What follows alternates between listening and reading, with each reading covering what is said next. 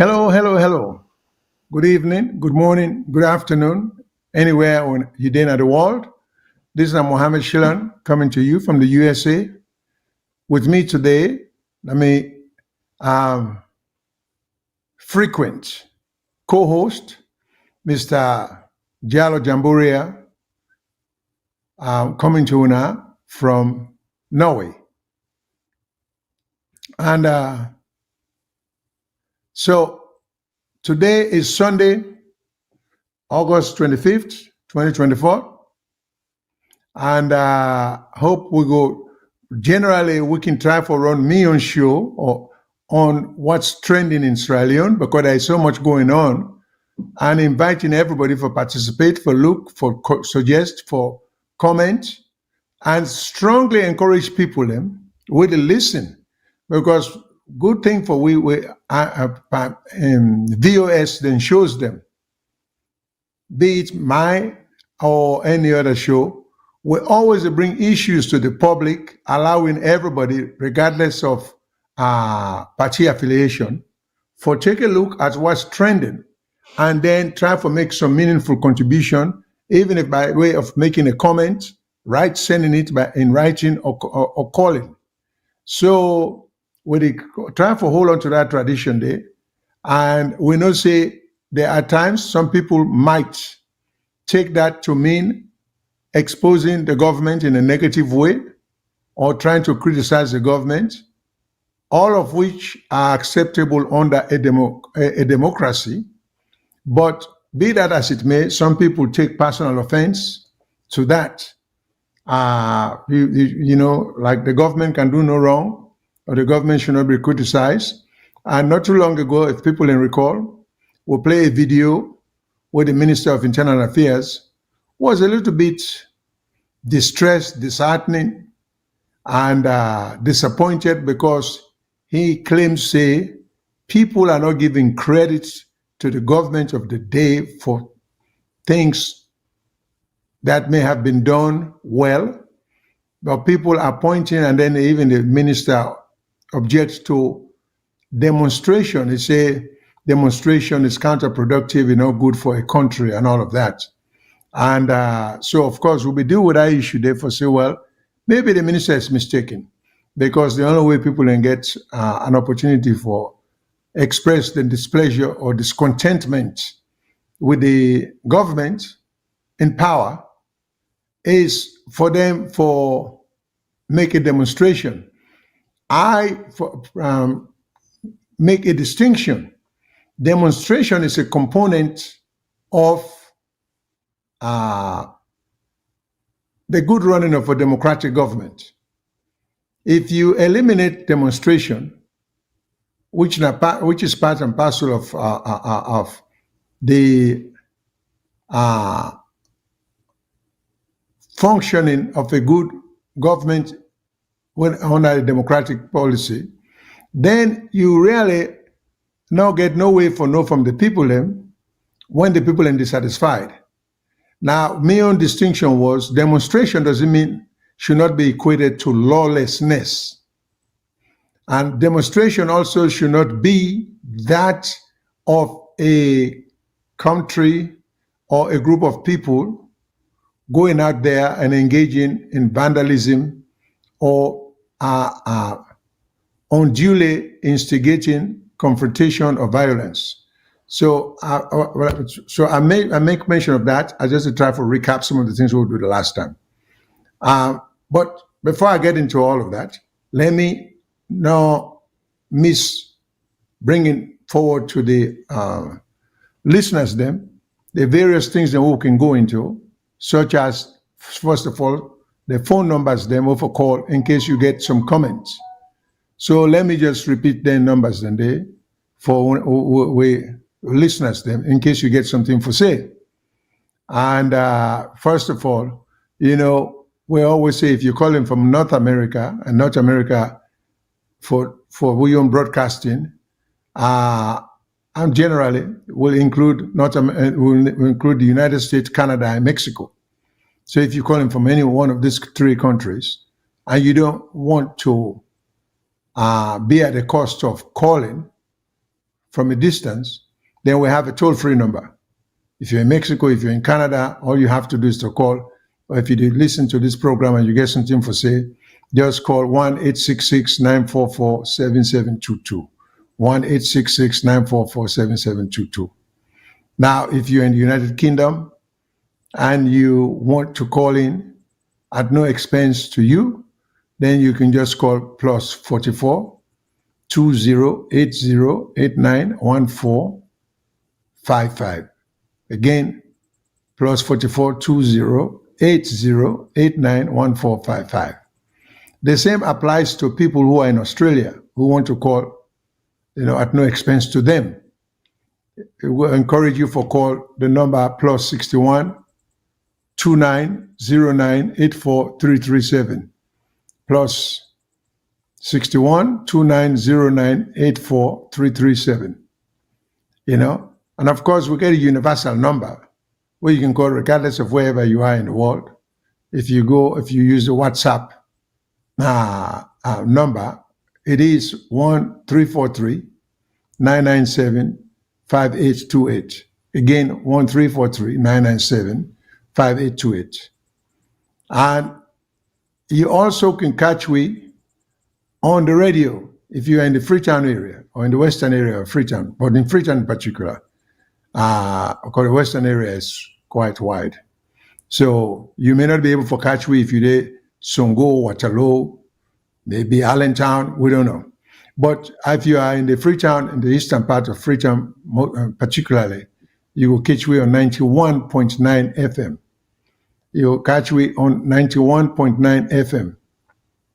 In addition to that, we shows them usually broadcast on VOS television, mobile app.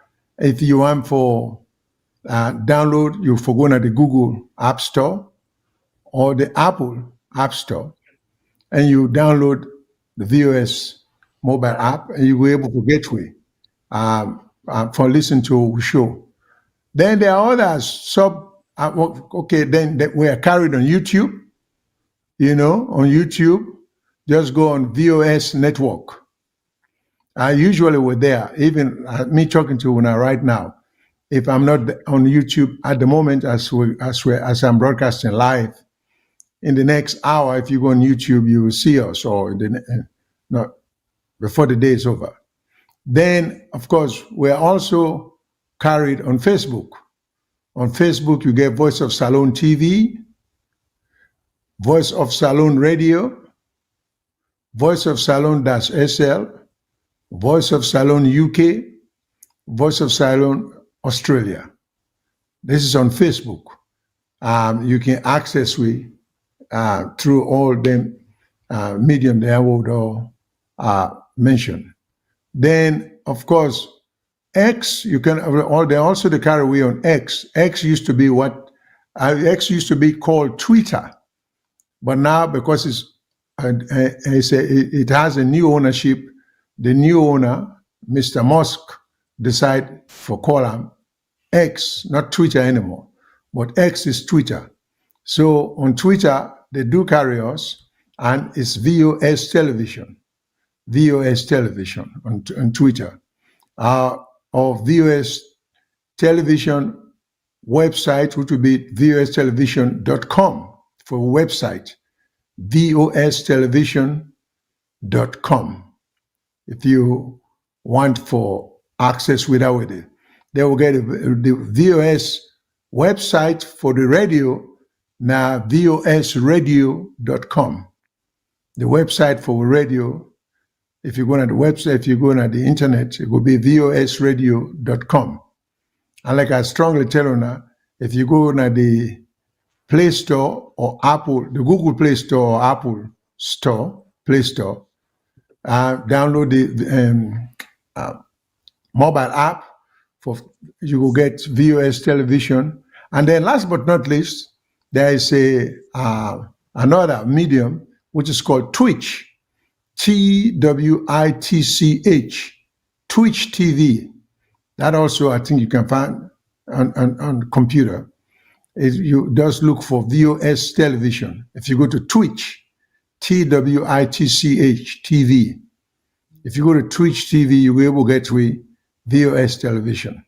So with that, I hope I'm able to cover the various areas we want to be able to catch with, because we try to get as much expansive or extended coverage in as many ways possible.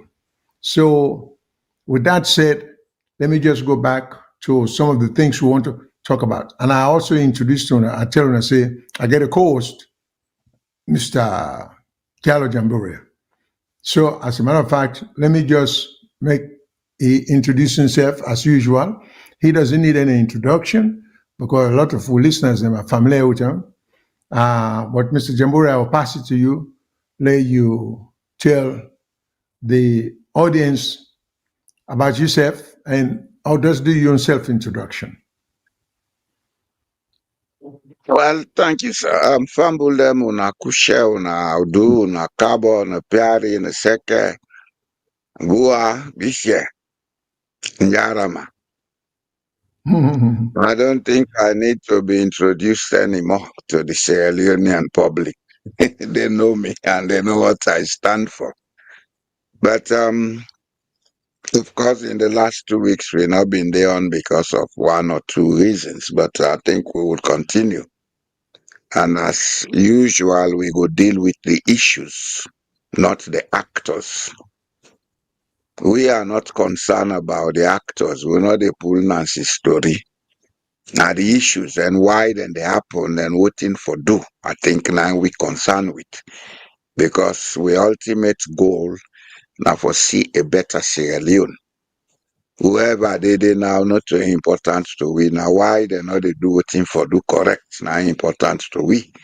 And I believe say we all forget an open mind for learn from each other. We all not everybody get all the sense, but everybody own experience can matter. So that's why also we even get this online calls from people to express themselves. Without taking too much time, land on back to Mr. Shyllon. Now start the ball rolling. Thank you very much, Mr. Jamboria. For the audience today, what I could like for making know, like I said, we always can like for touch on issues that are current and that are having effect, good or bad effect on the country. But sometimes the good can outplay the bad, particularly if it is extremely scandalous. So we get 2-3 issues that we want to deal with today. One involving a $4.5 million IPAM contract arrangement with the officials, then the Salon government and the university officials, them, and a company headed by a Nigerian were involving. And then there was a $4.5 million payment made to this company, which now they are claiming the company, the Sierra Leone government, they claim that they were scam. They are blaming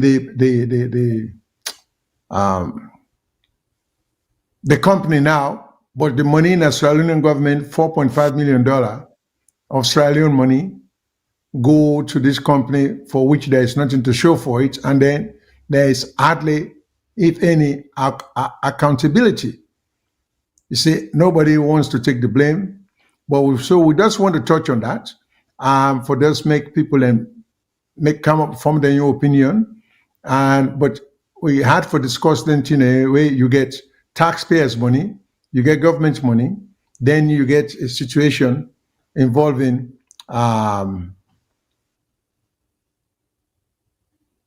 money being collected, taxpayers' money being collected, then there's no performance on the person we then pay the money to. And worst of all, there is no straightforward accountability as to where the money went. And then the government itself doesn't seem to be pursuing with the kind of astuteness where they're supposed for pursue them. So just want to talk about how the incident come about, which in the various ways that it could have been prevented, and maybe suggest ideas and ways in the future how that can be stopped. Then we also get a situation where there was this scandal where I go ask, I probably go ask the control room for Play for We. I think there's an audio to that where there is I get a fly now where they seem determined for bother me. But so the audio will be played for just see when someone who claimed to have had or gets cash of $850,000 now some lady when it's in a retired nurse. Then they arrest 4 university students them or college student them that then are the suspect. We'll not get too much facts, but somehow them people they are languishing in jail. They were denied bond or bail, and they will want to discuss the role where the judiciary play in terms of the situation in there. We want to discuss the implication of criminality in having that much money at home, and we want to just speculate on what having that much money at home could be the reason. And so we want to touch on that. Then last but not least, if we get time, we'll do some comparison with our own country in terms of progress with some other African countries. Then some of the things we see in terms of infrastructure. We'll probably get 1 or 2 videos. Then we'll think we own country need for seeding development in there. But it's not some other African countries, and we'll go from there. So I think if I may, we can start off with the $850,000 magistrate money. I'm sorry about that. If we can start off with the $850,000 money that supposedly was stolen from an individual. And if the control room can project the name of the person, I can call the name. And then, of course, we also can play the audio, and then we will make a comment about the implications. There are so many facets or sides to this money being kept in a house, not in a bank in Sierra Leone, and just look at it from all standpoints, and the role where we own judiciary for the play in situations like that. And like I say, there were 4 people accused. I think 3 were refused. They were refused bail. And then 1 was granted bail. The reason for 1 being granted bail and the other ones being refused. But my problem is a refusal of bail that I have a problem with. And the magistrate just flat out refused. So we just want to touch on that. Why, like me, so I consider that a miscarriage of justice. And I go state my reason why I think all of them should have been granted bail. And I go touch on what the purpose of bail, and why in your own system of justice in Sierra Leone, bail should always be granted to people who have committed crimes that do not involve violence or any kind of destruction of property. Now, this country, in the United States, we sometimes can refer to them as white-collar crimes. White-collar crimes. So when no violence is involved. But we get a situation in Sierra Leone where you are locked up for almost any, which I also think is counterproductive. We need to touch on that too. Because when you lock these people up, you got to feed them, you got to house them. So the government can't, on the one hand, they cry, say, money no day. On the other hand, they know they come up with creative ways, or creative ways in particular, how to keep more people out of jail and just lock up people who really need to be locked up. But if you're accused of stealing, you go to jail. If you had a minor accident, you go to jail. While awaiting trial now, I not even talk about the outcome of a trial. This is while you are waiting trial. And in our country, there are people locked up in the Paneba Road and other jails around the country for months, for years, just awaiting to go to trial. So if we take our country seriously, if we really believe in the cry for democracy, if we want in one little way for help. So with the talk now, we're not talking about President Bio, we're not talking about the minister in this respect. We just talk about the one that weighed in at the judiciary, particularly away from no. But I give me a reason. I go touch on that as to why I think so. Sometimes the miscarriage of justice may not be done out of, well, let me say maybe, I think ignorance plays a role in some of them injustices they would see. I don't think, say, sometimes the judges them or the minister or the magistrate them intend for punish as the outcome usually turn out to be. So with that said, if there is an audio, I don't know whether the control room to play it, but we have a situation where $850,000 supposedly were stolen from an individual in a house, now Freetown, in the Freetown area. So we feel that's newsworthy for several reasons. One, that's too much money for keeping a house. Two, looking at the source of that money there, and why that much money not in a bank, And three, the people in which they arrest, are they, if they make any confession, if they don't even make any confession, even if they did, why are they being denied bail? Why aren't they being given a reasonable bail so they can be out? So let me start off by asking my co-host if you want to comment on that first. Mr. Jamboria. Yes, sir. Thank you very much, sir. There are several questions we may have to ask. And I believe, say, you as a lawyer, say, when you get a property, you expose your property to the risk of it being stolen or damaged. You are equally culpable, like the people where they blame, not so? True or false, sir? Yeah, you're right. You're right. I want that to be answered first. Yeah, you're right. Because that's the foundation I'm going to use in this discourse. For somebody who get $850,000 kept in a house, that person, I don't know if now they call misprison per law, where you be party to the committal of a crime. That person is party to the committal of the crime. So I think the magistrate and whoever they judge the case, therefore be careful how then they handle them. Secondly, it's a global rule that nobody, I not care how that you be, for handle cash with it above $10,000.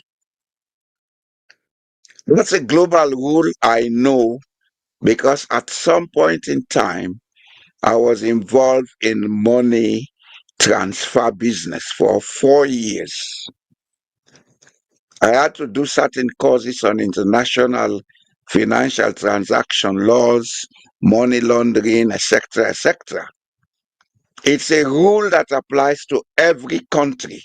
That's why when you are traveling, if you go to any airport with any amount where they're above $10,000, you get problem with the authorities, especially the customs, because you have to declare the source of the money and why you travel with that large amount. Especially in this modern time where banking don't become so fast and electronically easy. Because now you even get their money transfer API systems like MoneyGram, etc., where they transfer money in the next 20 minutes, the person collect them. So you not get no business for travel with huge amount of cash. So that's the second side of the story. Why $850,000 kept in a house? The third side of the story is, if this money is kept in the house, how come the students here know about this money? Are they related to the person where they accuse them? Now, in relatives them, where they go visit them? And how they know say get the amount of money? Did she make it clear to them that I have this amount of money in the house? Or is one of the accused staying in the house and no say that money then at the house? These are some of the questions we may need to be answered, especially if it is being reported. Because one thing was Sipan we press na Sierra Leone, they do bad reporting. They are so emotional. And one of the side of the press were very bad. They always seem to take sides with people. Because this nine gets $850,000, as he say, so she has to be given the sympathetic story. Just look at the other side. $850,000 in a house constitutes a crime by itself. Nobody no get right for keep $850,000 cash in a house, wherever you are on earth. Either you are dealing with drug money or you are an agent of money laundering, which means several things. Money laundering is a very complex crime. It can mean one of several things.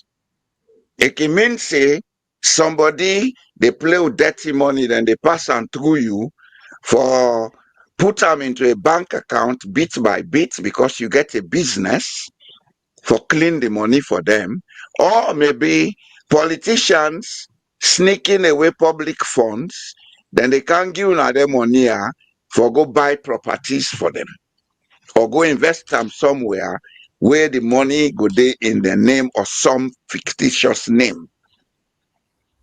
So it's a very complex thing. And so therefore, before even this case was taken to court, I am sure there should have been a proper investigation regarding the questions that would raise. And we are asking that the Sierra Leone enforcement systems, the police, etc., let them take action for investigate this. Otherwise, it should be made known to the DEA and other international agencies we're connected with money laundering and then crime and they for investigate. Yesterday, I was listening to a program where they talk about Myanmar. Why are they where the war been the effect? Where I think Chinese them in go build a tech city. Now people they don't go sit down there, they commit tech crimes.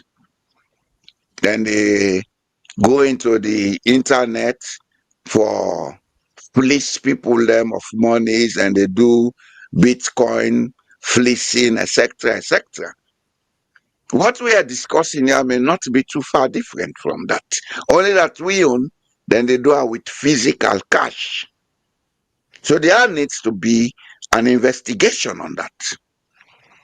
The point what I go make is, if this person really know say this money na him own, and he know say the source of the information come up from him, why should they have to detain these people?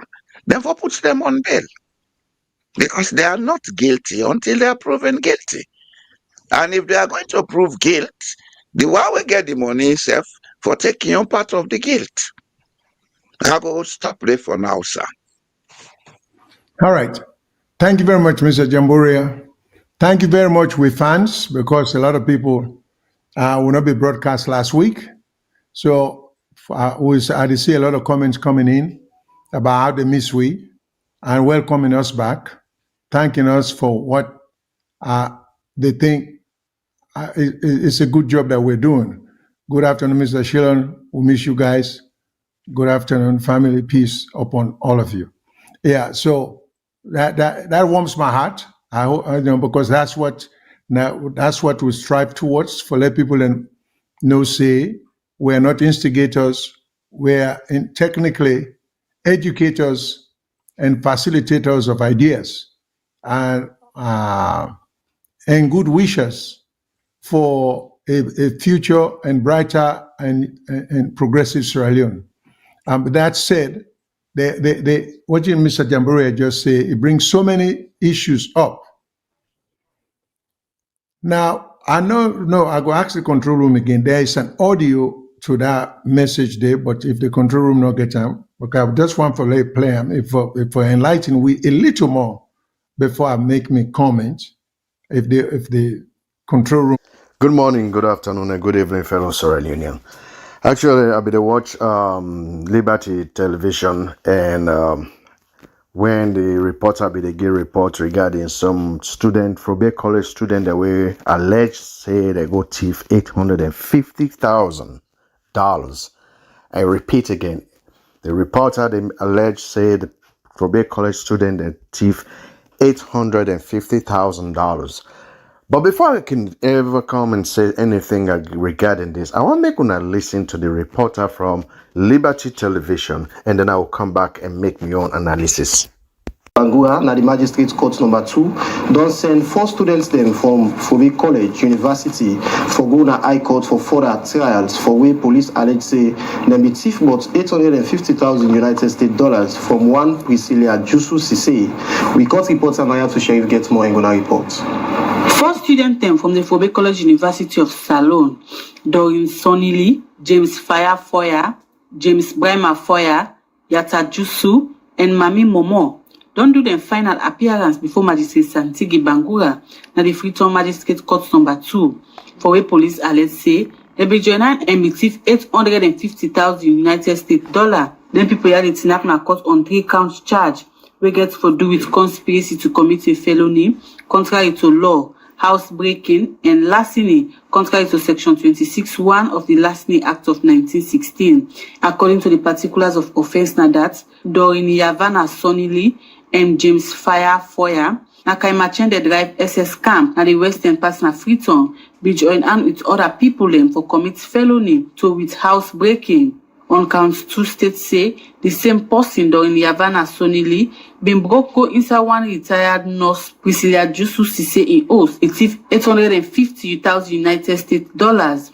Count 3 states say James Bremer Foya, Yata Jusu, and Mami Momo on the same date and place be harbored during Yavana Sonili and James Fire Foya, where they know say them people here don't commit felony with the intention for help them for escape punishments. Bangura be commit this case to High Court and be give bail to the number 5th accused when a Mami Momo and be refused for give bail to the balance 4 accused person them and be send this case na High Court. Santigi Bangura be commit this case to High Court and be give bail to the number 5th accused when a Mami Momo and be refused for give bail to the balance 4 accused person them and be send this case na High Court. For Liberty Online TV, me na Mariatu Sheriff.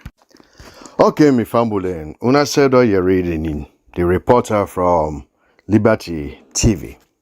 So now, this time me own takes way me want for give me your idea or me your analysis or how me feel, me own opinion about this matter. First and foremost, $850,000. I want to make when I listen the word $850,000. That's almost to $1 million. My first question, if this is true, how on earth somebody go get $850,000 in house, a keeper in house, rather than in the inside bank? That na my first question. You know, Sierra Leoneans, when we have magistrate, judge, and lawyer, they all, and then with police, with CID, they investigate. I don't know really whose school or whose side they really go teach some of these people how to investigate matter. But I will come to that. Now you get $850,000. You only leave $150,000 to reach a $1 million. Fellow Sierra Leoneans, this is very puzzling. Because what you made a scenario today is that this, if somebody can get this amount of money, it's sit down a whole sweeter. Waiting to keep that money, that particular money, then a whole suite. May not they accuse this person, but this is the kind of people where they keep this kind of money then at the host. One, we all see how this drugs business or the rampant that we country, especially this kush. And people where they keep that kind of money, I know they accuse this person saying, hey, they do, but this are based on my own experience. People that way they keep this kind of money at the host, they rather they do three things. One, either they're a drug dealer, they don't want to put this money in a bank for make government know about this particular money with it. So because drug dealers, when they ever take their money, go to a bank. Drugs dealer money always they inside house. That is one. Two, people the way they do counterfeit, money laundry. They know they ever take the money in a bank, especially when they not get good connection. The money laundering, always they can pile some of the good cash inside the house. They take the fake dollar and go put it in a bank. Or three, either politician the way they have power, give some of this money to certain people for keep inside the house. So my question is, a retired nurse, I don't care whose country this nurse retired from. How come he able to make this kind of amount of money when in fact that money not in a bank? Here we got a magistrate, judge, with all the experience where he gets. With all the experience. First and foremost, I go tell the people that think if me not the judge, say yes, this money was in that particular house, this amount of money. I will tell them thank you for where they go to for the only made them bring the money. I want to know how come this particular person get that kind of amount of money sitting in house. Even inside America, the nurses then I go make $850,000 for how many years? Even if you are RN, they'll put and say you're RN, which is one of the highest paid nurses. Okay? Even when they work 10, 20 years and not they're able save $850,000 with all bills and where they get now the head for pay. So my question is, who said this Priscilla Jusu Sise pull this 850,000? That's my question. Me not the question the one that we go thief anymore. Matter of fact, I still get a question over the allegation. Because it's an allegation. Okay? It's an allegation. And first and foremost, if you don't have the evidence against any allegation, I don't see any reason why make these people for sit down behind bars up to this now. And the magistrate go to the fact that he released one of the accused and leave the rest in there. Show me the evidence that yes, these people steal this amount of money. That's the thing. But not to the money going with it steal. Not to the stealing now my problem right now. My problem right now is who is this Priscilla? How come a retired nurse we have $850,000? Now in house, not a bank in fact. In fact, if not bank, I will still question what kind of nurse are you for you to able make $850,000. So secondly, how old are you? Which year you don't retired? And how long you been done work in the nursing department for you to make $850,000, able to save $850,000? Like I said again, I know they accuse this person, but based on my own experience, people that will carry this kind of amount of money in their house, based off our experience, one, drug dealers are the kind of people who go keep this kind of money in the house. Two, money launderers, people that make their fake counterfeit money. Three, a person where get high connection with politicians, where politicians they thief them money, give it to them for saving. But this is the thing where would they say? Nobody will go out, no police will go out, no investigation will never even, that including magistrate Santigi Bangura, no go even try for investigate the complainants. How come he get this kind of amount of money sitting in his house? In America, yeah, that person will get where they alleged to get that money there. Right now, if in they go join the thief man, they will go thief him. Because we want to know why you get this kind of money now you host. Who say you work am? Why you not in a bank? Why you the keeper and you host? There's more investigation supposed to be directed to this particular individual, Priscilla Jusu and Cecile lady. Because, be honest to me, I have a question mark over this Priscilla. And I'll be very much glad if Priscilla can come back and respond to some of these things what they say. Because I really want to know how much you're making. Because in the United States, I can tell you how much RN they make for yearly. Okay? Then you come think about how much bills that you get for pay out of that money where you make. And tell me how much you get for save. In order for you able to save $850,000. Even if you didn't make 6 digits. Just put it this way. But anyway, this is not a question for let we see if this government or they're responsible. No, I don't know, because to me, be honest, they are not responsible. Me, I can tell anybody the fact that this government is not responsible.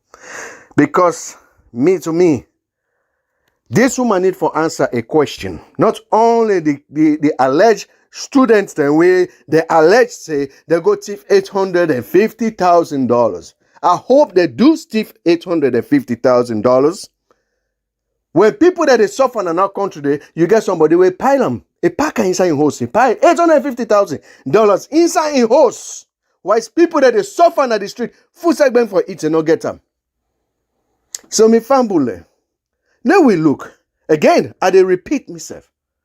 The kind amount of drug, because right now, people that they tell we now, say the best business right now where they make money now, salon, are these drugs. And indeed, not only salon, all over the world.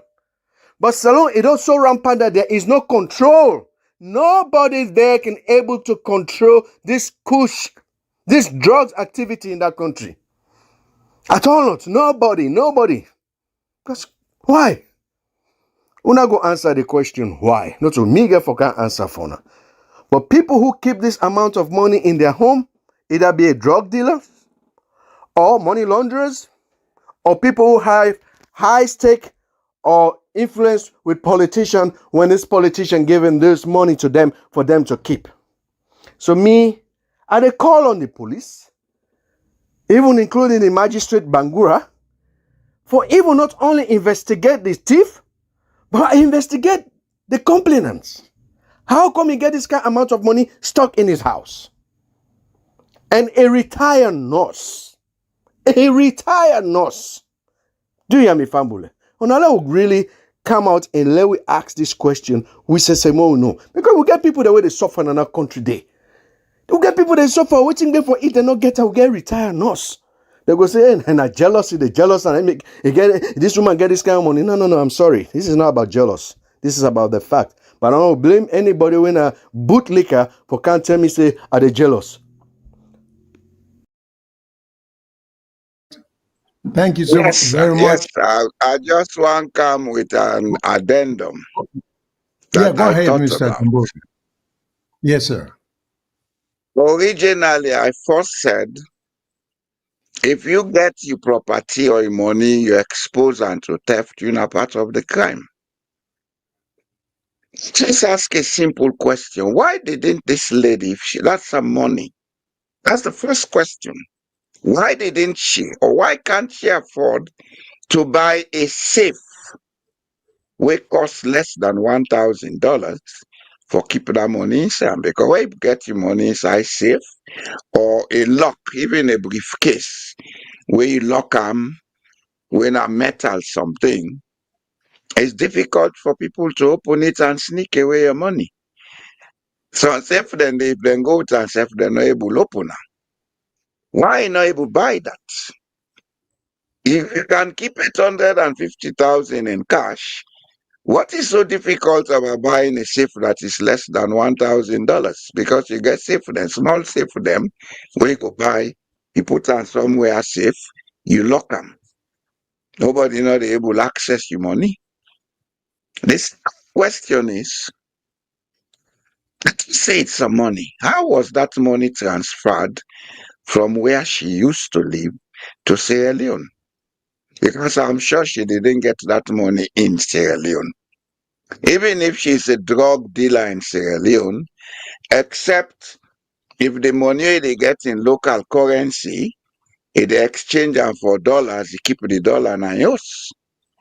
Where maybe that can be a plausible reason for make them no say they keep money na yours. Because anytime you go buy dollar or send person for go buy dollar, they no say, Mrs. or Madam don't get more money. So she has always been part of the crime itself. She has been conspiring for people to commit a crime against her. And I want let the judiciary or whatever institutions they in charge of the law, let them take that seriously into consideration. The next thing is we have an anti-corruption commission. Corruption is not only about public money. Even private money that is dirty, now then duty for investigate them. Have they initiated an investigation into this amount? Then Kelfala, that question is for you. Please answer it. Otherwise, the next time I meet you, they give 1 dozen. I mean, for teaching a grammar school, if I've been go teach it. Over to you, sir. Thank you very much, Mr. Jamboria. There are so many facets or so many sides to this story, but it's just an intriguing, fascinating development. Well, let me start off, for example, because we like so many questions like the audio listen to, the source of that money there, which is not the source, who say come out. Okay. Yeah. Then the reason for hurling that much money in your house, because when you get that much money, there is an element of risk that your house can be broken into. It can be, anything can happen. So there must have been some degree of knowledge by a third party when you say you get that large amount of money or you keep large amount of money in your house. Then the other thing is now they will give the benefit of the doubt. It's always suspicious that having that much money at the house mean you break the law or you try to hide the source of them, which is different from the reason why you may have such money in your house. Now, Sierra Leone, I can think of one legitimate purpose where you can get how much money in your house,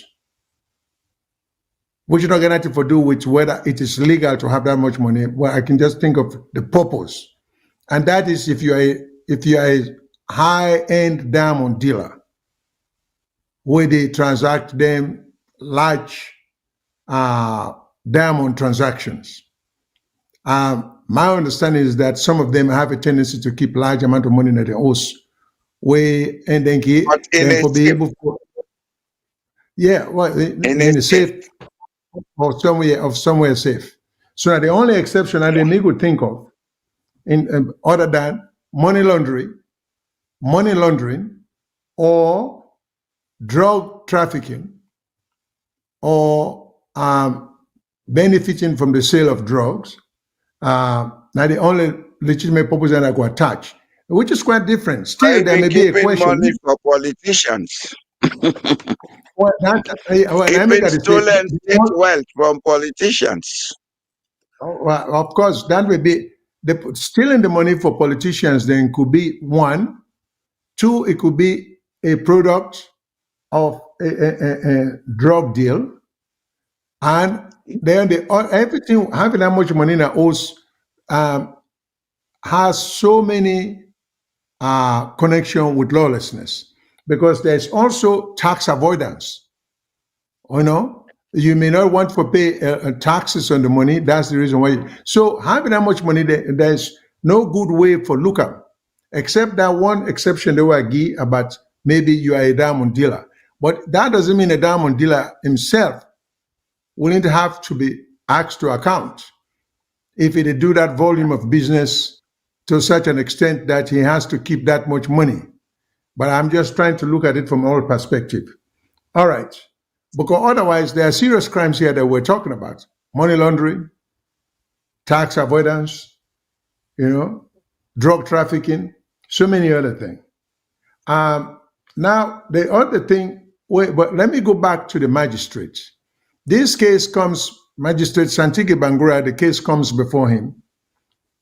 Let you not forget, say, as a magistrate and we on system of law, there is a presumption of innocence attached to the accusation from beginning to end. The defendant or the accused, we in America, we will use the word defendant more so. Sierra Leone and we say accused. They are one and the same. The defendant is an accused. He's accused of committing a crime, But the defendant is accused of something. Once he's charged, or he or she is charged, and to win you get what you call double jeopardy attaches. Everything has to be done procedurally. But the presumption of innocence is attached to that person there. He's presumed to be innocent until he goes to trial and until you reach a finality of the case, which means a judgment. Now, I cannot understand under what circumstance Magistrate Santigi Bangura can feel justified in detaining all but this one of them 5 people are accused of stealing. In fact, in the audio at the area, there is a breaking and entry into a house where this money was being kept or hidden. Okay, but let's assume that that's what happened. They broke into the house. They will assume in the light most favorable to the government. This is just assumption. In the light most favorable to the government, let's assume that the people are broke into the house, then see this money, then thief the money. They were able to carry that amount of money there because even if physically, that's a lot of money for even physically carry them. Unless they went prepared, knowing that then go reach that money there, then carry whatever it took for bundle all that money there and carry and go. Let's assume say all of that now happened. My problem with the criminal procedure and the process and Magistrate Santigi Bangura in thinking is, how do you justify detaining these people? Because I want to know if the magistrate actually understand, which I'm sure he should have been taught in law school, the purpose of bail. The purpose of bail, not for punish, because there's a presumption of innocence. So you cannot punish before you put the person on trial. So when you come up with unreasonable, even if you grant bail, if the bail is so unreasonable, for example, let's say even if you grant them 1 million, some equivalent of $1 million in dollar bail, each of them, that would have been unreasonable, because of what you could call proportionality to the money and the seriousness of the crime. But the purpose of bail is to ensure the appearance of the person in a court. Now, for make sure, say, the person can a court. So if you grant bail, let's say if you grant each one of them, defendants here, them a bail of, let's say, equivalent to $100,000. They may not have what it took to post the bail. Now I would say for post bond, but they might have had someone who get property, who go put the house up, we know them, maybe parents, relatives, friends, who can say, okay, I go sign. for in bail, when you release the person, that it will kind of court because you trust them that much. So now somebody will come, because you can forgive the opportunity to the defendant, because there has to be a presumption that, okay, this person is accused of the crime. He may not have, he may not be guilty of it, may not have even done it. Okay, so somebody will get property now, will come and post bond for them people. The magistrate will grant them bail.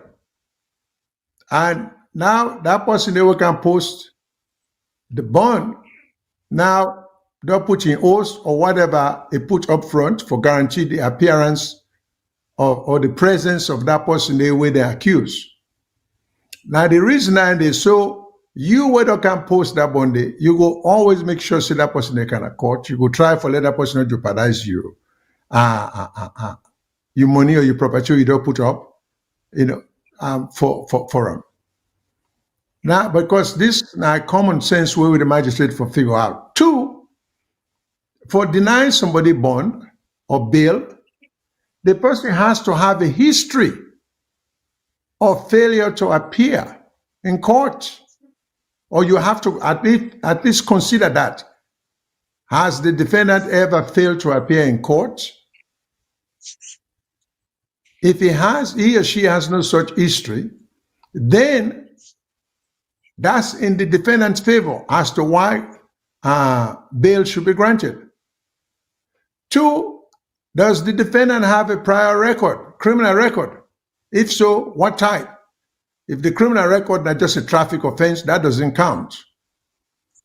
But if nothing we get for do with embezzlement, larceny, robbery, some serious kind of thing, you go all against them for say, well, it doesn't appear, that defendant does not appear for be a person of good moral character. I can't trust them. But if there is no such evidence, the magistrate cannot look at the size of the money and deny them bail. Then the other thing about what the magistrate will take into account is what you would call risk of flight. Meaning, if this person you grant him bail, there is a high likelihood that he will run away, we're not going to see him again. Well, this is what the court is for. So there should be, if the magistrate say, okay, I can't grant you bail now, I want the system for looking to your background, for see what's the likelihood that you will run away from here, that's a different thing. So, but if the magistrate not do that, that's a gross miscarriage of justice. Because it therefore determine if there's a risk of flight. If you go run away, okay, so we don't see any such thing. To me, when a magistrate failed for do that, it goes into the training that we magistrate them or judges then they get. Okay, and then also we have a thing we then call danger to society. And usually, now in the criminal sense, if you pose a danger to society, if they grant you bail. So here, there is no evidence of violence being used against a person. Okay, now they use the phrase breaking into the house of some, but if you go into the house for commit a crime, you don't necessarily, you can be accused of breaking into a house just by going, just by not having the consent of the owner of the property. You can go at the person in door, you just turn in bolt and door not lock, you go inside. So that person will not lock in door. So you didn't physically, break into the place. But in the eyes of the law, because your entry was not with the consent of the owner, you will be presumed to have broken into. So the state doesn't have to prove that you actually caused damage or broke the lock for going inside. Okay, if you go in there, then you commit a crime, that will be considered. But so, unless that person is such a danger, went into the house with a weapon, with the intent for hurt or kill the owner, will get the money, put the person under a threat. So we don't see any such evidence that any weapon was used, any lives were endangered. But then the magistrate locked these people up without bail. Why? What's the justification of that? I can only link that to the poor training we lawyers and they get. I don't mean any disrespect to the magistrate. I will assume he was doing the best he could under the circumstances, hopefully.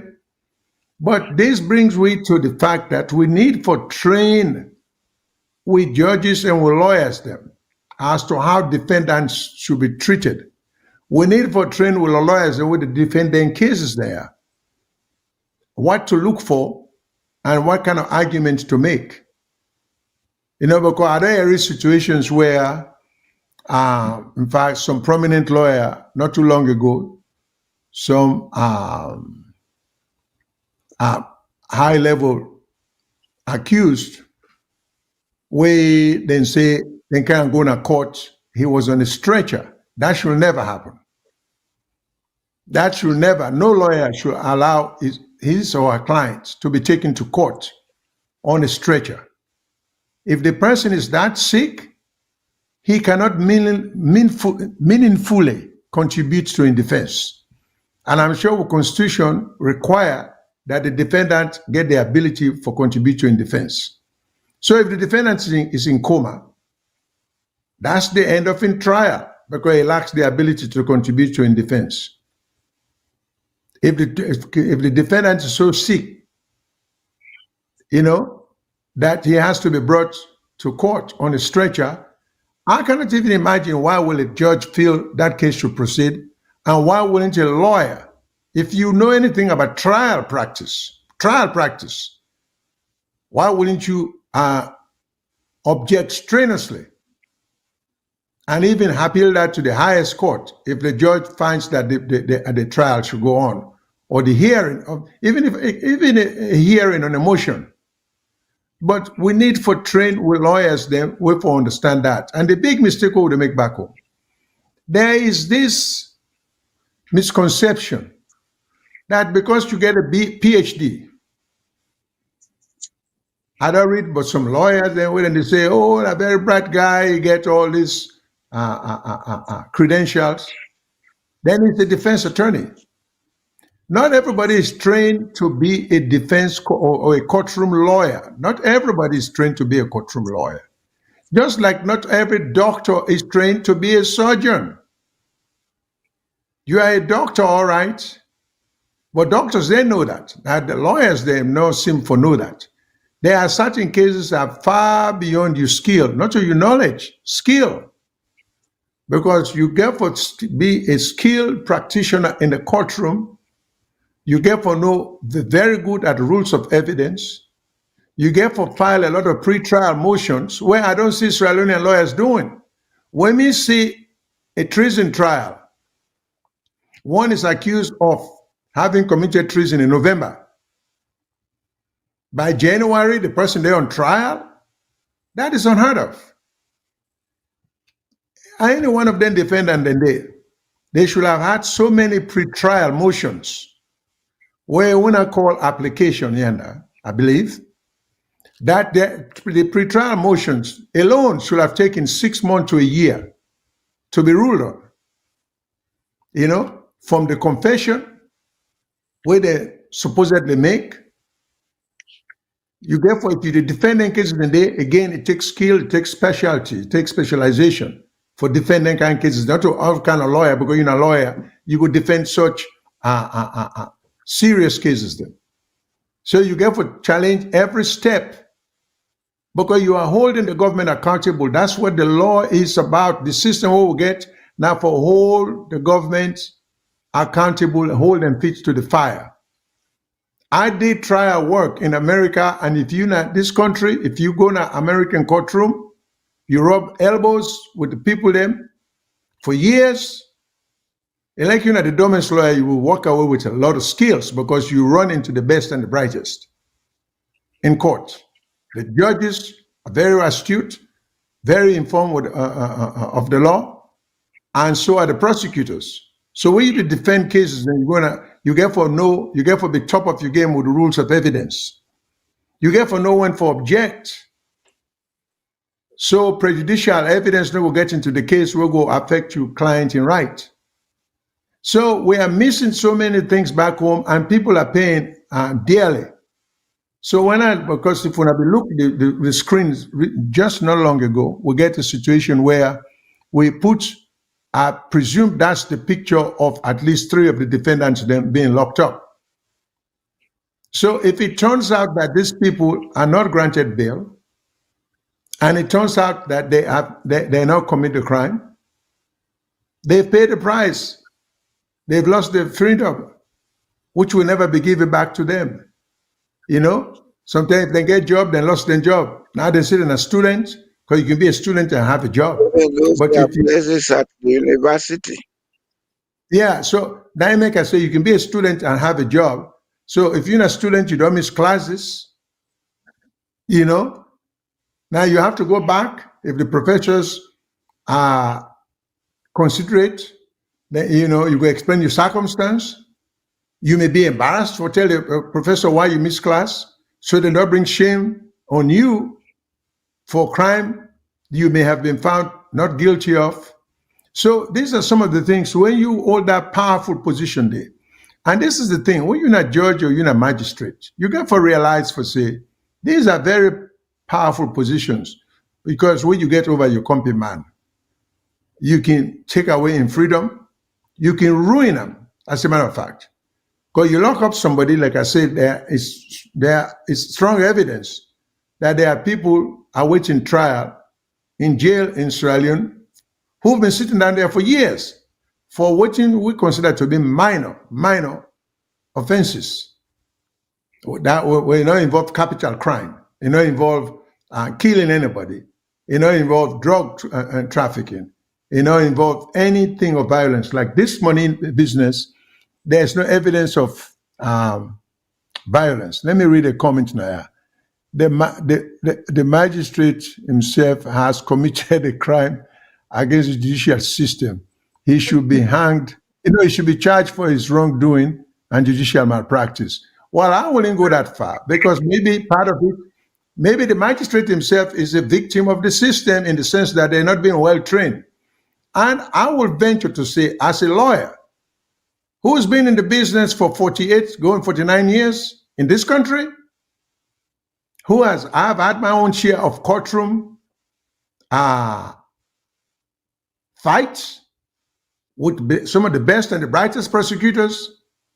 I can tell you, say, part of it has to do with the lack of adequate training. I don't think some of them people I are want okay. Einstein, Mr. Shyllon. Yes, Mr. Jamboria, you're welcome. So come on in. Yeah. I don't want you to sympathize with the magistrate. Nobody is well trained, but you learn from experience. Experience is also part of your training. All of us went through the school or whatever to learn what we became professionals in.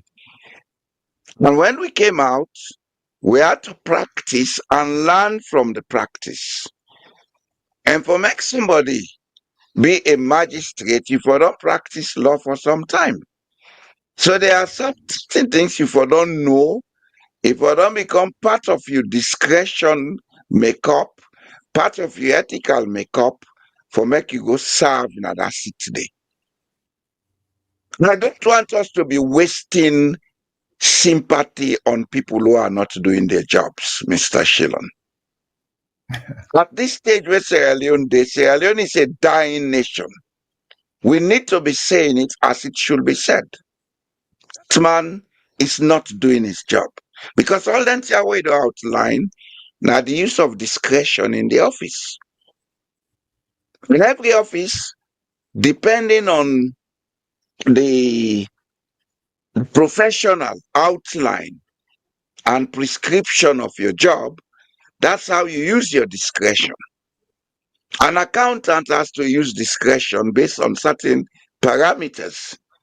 The judge or magistrate get for use discretion based on certain parameters. If they don't, then they should not be sympathized with. If as a matter of fact we get a system where they operate, a case like this, now magistrate then for sack 'em. Yes, for sack 'em. Because if magistrate court normally na investigative court. The purpose of magistrate courts are for investigate. And what you they discover or find out, now they forward to high court where then they make the trial. At that level, the person forget the ability for use proper discretion. What you don't say now, they should say the person not they using discretion properly. If I don't raise certain questions, because there are so many red flags in this whole trial where the magistrate for able pick up. But as we know, Sierra Leone, it's not the principle that matters, it's who pay the highest that matters. Poor children, they are now going to be out of school. They may lose their chances to be better citizens tomorrow. For what? $850,000, which we are not even sure existed. Because the question we may want to ask again is, if there was house breaking, where was the owner of the house? Have we proven she was not there? Of course, you can look at this issue. When somebody from far away come into a house and break in and steal money, if they not get pre-knowledge, say money been there. Secondly, where was the owner? And how they know say the owner not in the house? Go then candy.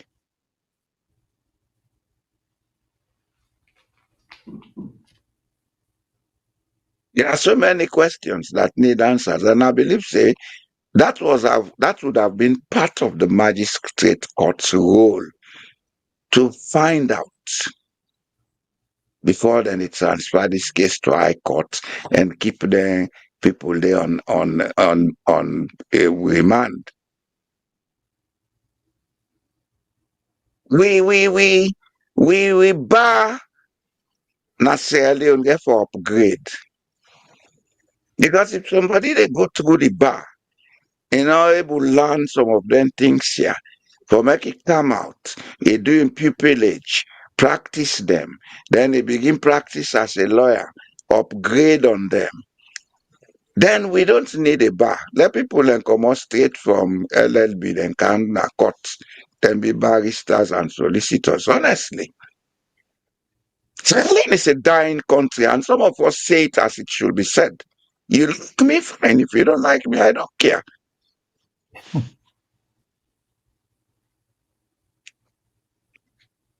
Now, let me you say a few things. One I want to touch on. You talk about, well, you talk like a lawyer in a way. Okay, let me take at least a call, then I will come back and respond to that. Hello, caller. Which one are your name? Where you call from? Let me take at least a call, then I will come back and respond to that. Hello, caller. Please turn your equipment off, otherwise we get the echo. Okay, good? Yeah, I think so. Yeah, better now. No? Yeah? Yeah, you're good. You're good. Yeah. Well, yeah. Yeah, you're good Go ahead. to go. Okay, I just want to piggyback. Me Albert Lansana or Professor Lansana, I teach criminal justice, Sam Houston State University. Welcome. You talk about the boys them breaking, and also about the lady keep money. First and foremost, let us talk about the individual who keep the money. I mean, I think you say $850,000 US dollar. Yes, sir. Okay, so in that scenario, I mean, good morning, good afternoon, and good evening, fellow Sierra Union. Actually, I'll be the watch Liberty Television. Hello? Yes, sir. Go ahead. Hello? Sorry about the interruption. Yes, we hear you. I'm going to ask the question, why in the hell not possible they kidnap such money? Just like according to the broadcast or the man they say whether if you know nurse, registered nurse, yes, even though we know that they make the amount of money, but at the same time, it's very, touchy to save somebody. A rational man or person will keep such money now in compound or us. Unless the suspicions will arise, the person will say, well, probably this person is into some kind of drug dealing or something for make again a kind of money there. Then let me move to the house breaking, because in school, so criminal justice class where they teach, I talk about B&E, breaking and entry. So we say those individuals, they say they break into this person house, right? Yeah. I mean, Yeah. but there any evidence for say yes, they broke into the house? Because when they talk about breaking and entry, for example, let's say Mr. Shyllon or Mr. Jallo Jamboria, it's me, not the suspect, offender, or if me not John Doe, I go into your house, I broke, they foresee some kind of action for say, I don't break into your house. They foresee say, sometimes you do not broke or something. You get me? Yes, we hear you. Yeah. So they go law enforcement personnel go say, well, it's not broken, they foresee maybe you do not broke or you window broke. They find out about all these things. We don't know that. And go arrest We those, don't know, sir. We don't know. Okay, we don't know. Okay, so make we move on. So I already talk about bail. I'm glad we talk about bail. Two purposes of bail. So one of the first purpose of bail now for prevent somebody from suffering now jail or prison. Then another purpose for reassure that person in assurance for appear before court at a later date. So if they give few bail and they deny few bail, it's very wrong. So they might as well give them all bail. But if they give them few person bail, then the other they deny them, it's very bad. And so for say, with criminal justice system, it's nothing to write home about. It's very sad. We get a long way to go for fix the criminal justice system. And for that, you get jail, as I can talk about in correction class, you get jail, you get prison. Jail, minor offenses, prison, felonious offenses. So like those individuals, if they're not first-time offenders, or if they not get no issue of crime, probably therefore be allow them bail whilst they try for get the pieces together or do investigation. Let me say, Jallo they said now that they behind bars, now they don't get record, now they go out, and they go look into society if it turned out for say they not do the said crime. All right, sir. Professor, thank you so much. Yes, sir. Thank you so much. We'll get a 3-minute allotment for comments. I probably did not mention it before you call, but if you get anything more for say, please feel free to call back later. We'll get other callers, then one for take, then call. So for callers, before your calls are taken, please, we'll get the 3-minute buzzer rule. When the buzzer go up, it means you've been talking for at least 3 minutes. So please adhere to that. Wrap up your conversation in a matter of seconds. So we'll call the next person and the next person. And if you not be finished, you're always welcome to come back and continue. Of course, we always welcome ideas and comments them. So thank you very much, Professor. If you get some more things then for say, please give us a call back. We appreciate it greatly, and we appreciate you listening to a program. Let me take another call. Hello, caller. What's your name? Where's you call from? Hello, viewers. This is Umaru the call. Mr. Omar, how are you doing? Fine, sir. Yeah. Okay. we just like waiting. They say this one will not get too much for talking about. Ask questions. Just like the question everybody they ask, why somebody for keep that kind of money in their house? But again, how true say really that type of money or another kind of money in loss or another amount in loss? What's not evidence? What's not the proof? Because we don't see something in that country. We don't see no people. If no say where it come from money, if na people in the way they know able calculate well, or if na people in the way they know sabi call figure. If we not follow up recently again, something happened, we then call some millions of dollars. Then they don't pass. They will don't get against somebody again. Now we say keep something $1,000 in house. So I'll prove because Salo will sabi people and get that and say, "You don't break me out, I go claim you." So then they call amounts the way they no want to see another life. So that we know of that. Then again, I want to ask question. Waiting at the amount of money where somebody for keep their house. So I feel say $10,000. Okay. That's because a global rule, not above $10,000. Any amount of money above that, you for declare them. Yes, because now most of them for instance, then said that if I get $300 for instance, na me wallet, now boku money than for an wallet. If I get $2,000 na me house, now boku money than when bank rate na almost every corner. So why they keep that type of money in their house?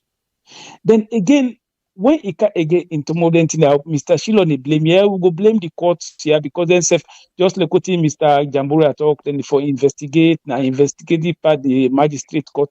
But again, how then case then the reach now court?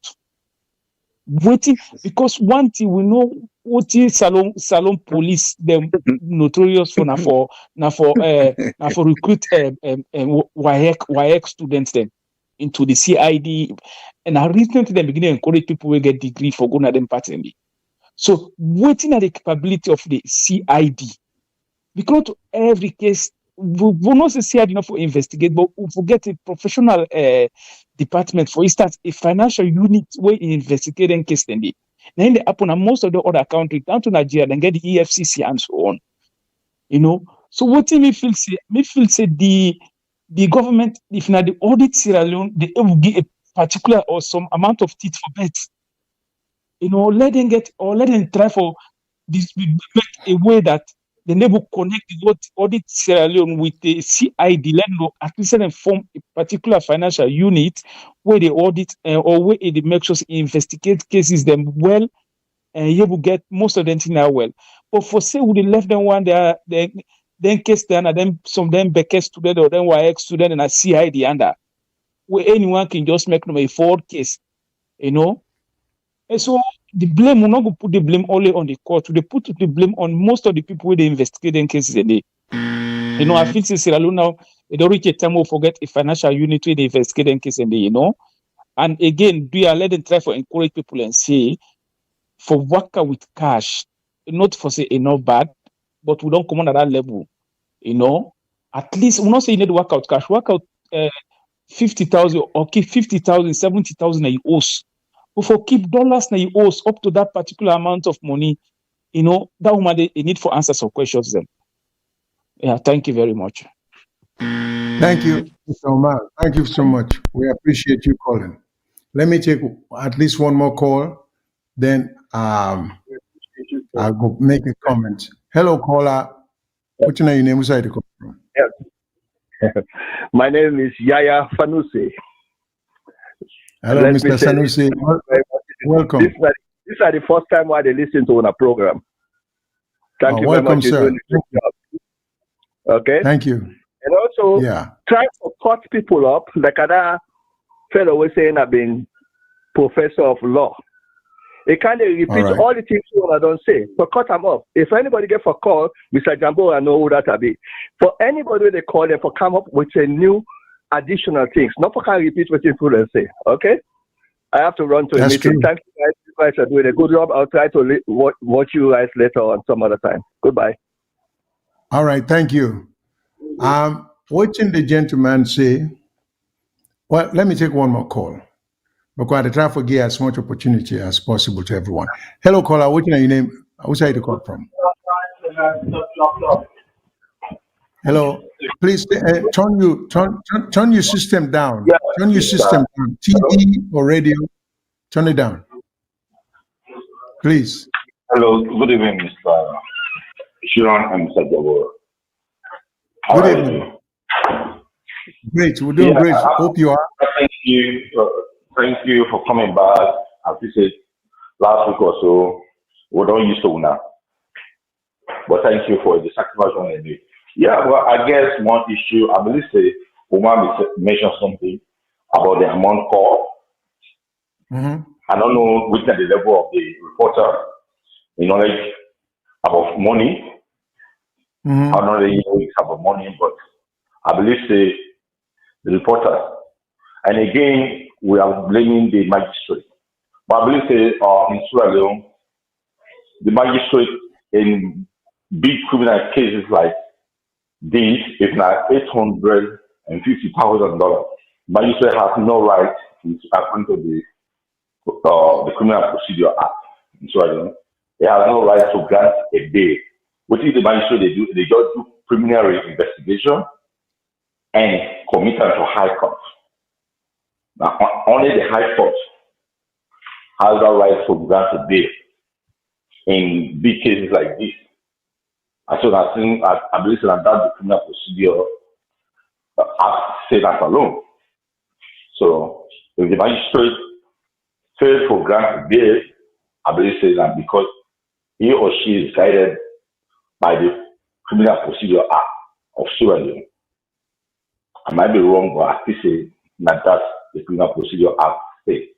Because I remember Kamalimba rape case, whatever alleged rape case against Kamalimba or others, the magistrate not be get right for grant bail until even the hearing. Remember the treason trial of Anazwa Kuman, they have to do the preliminary investigation and then move out up to the High Court judge. Now the High Court judge therefore grants the bail, a grave offense like that in Sierra Leone. Now that no more, that young concern, but you guys are doing a wonderful job, and when I try to inform you a lot about what is happening at Salone. Okay, thank you so much, and God bless you now. Thank you so much. We appreciate you calling. Please continue to listen and continue to call. If you get any comments or disagreements, you're always welcome. This is because we just try for uplift yourself. But let me just comment on 2-3 things. Now, as somebody called just now and say that the press will be called, the professor was come on with the repeats what he already does say. That may be true. But again, we could not have cut him off only because we want to extend courtesy, we want to extend respect. We know him for being disrespectful to anybody we called. Yes, it's indeed, the person we called was quite right. The professor say everything he say is some, in fact, we say more than I dealt with the issue of the purpose of bail, the circumstances in which bail should absolutely not be granted, and why it should be granted. I talk about non-violent crimes, on and all of that. I believe I dealt with that extensively. But again, we're not the same way people can call them for share with your idea. And sometimes some people call, maybe they just catch you in the middle, they may not have heard what you would say. So we grant them the benefit of the doubt. In fact, even going to me on co-host, he nicely say, let me know, feel too sympathetic or too understanding of the magistrate. So, which is true. But in defense of what I was saying, I have had the privilege of talking to a former Attorney General of Sierra Leone. I sat with him face to face. He tell me 2-3 things. I go back to the issue of training the quality of magistrates and judges who would get back home. He said to me, at one point they were so short of magistrates that they waived the bar exam for a certain number of people who had not passed the bar exam and make them magistrates. This is not hearsay. Okay. Maybe we are dealing with one of them.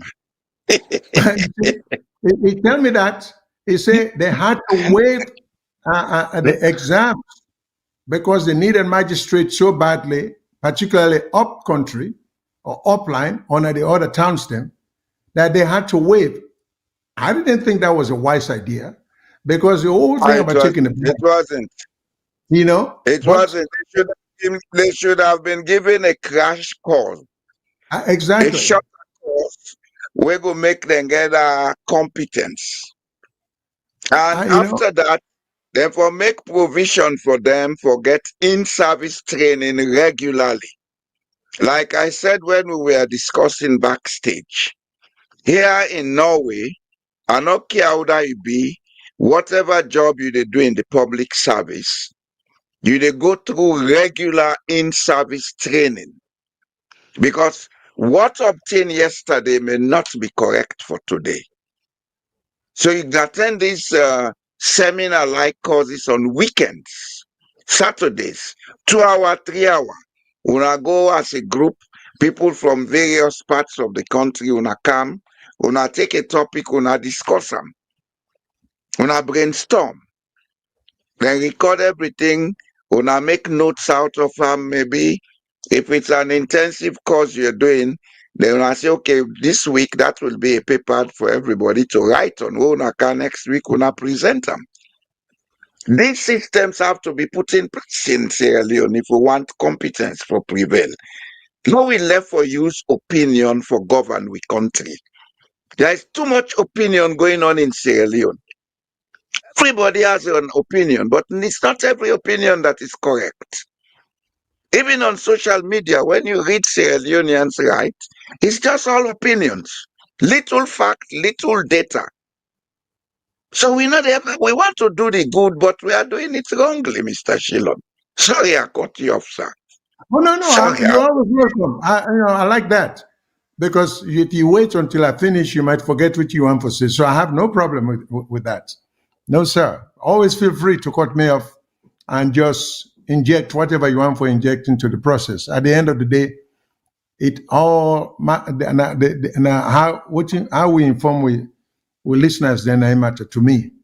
Okay, but so I was not being sympathetic with the magistrate as such. I was just simply saying, knowing what I know in terms of the inadequacy or the inadequate training or lack of training for them to begin with those kind of jobs, so I had to say it's not its fault, it's the system's fault.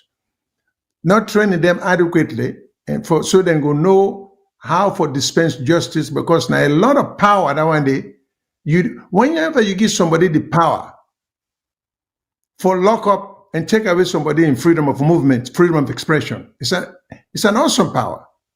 If you're going to give that person that power, part of that education with that person they forget is, one, the awesomeness of empower, and two, how to exercise that power reasonably.